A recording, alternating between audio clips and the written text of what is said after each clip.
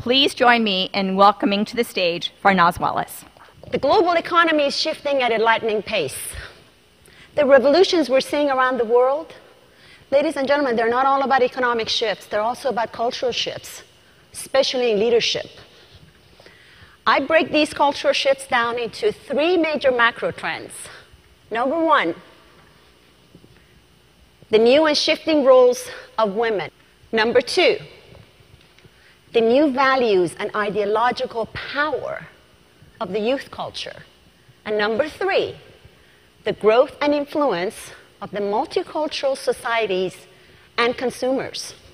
I believe there is clearly a hole in defining the economic and business imperatives of embracing all three. 51.5% of the world population are women, close to 50% of the workforce are women, and am I the only one who's still scratching the head going, why do we use the term working women?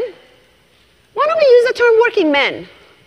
Men work, women work. I talked about the consumer buying decision, that 85% of consumer buying decisions are in the hands of women. Now, this kind of puts a different spin into this female underrepresentation in the corridors of power, doesn't it?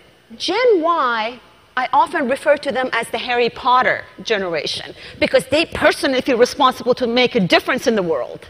They're not just tech-savvy and educated and very diverse, but they believe change is mandatory and they expect it to be meaningful. They don't trust corporate America or advertising. They believe in transparency, authenticity, social responsibility, speed, and mobility. Understanding this generation goes far beyond integrating technology in your everyday business practices. Hispanics, Asians, and multiracial children accounted for all of the US under 18 population growth, all of it in the last decade. Multiracial children accounted for the highest growth in this country, and mostly because interracial marriages have almost tripled since the 80s. But that's most telling about the future of this nation, not just culturally, but socially, politically, and economically.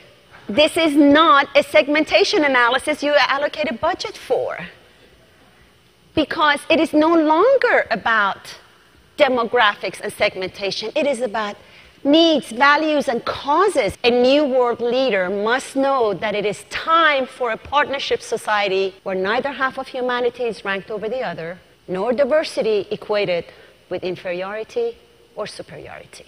Thank you very much.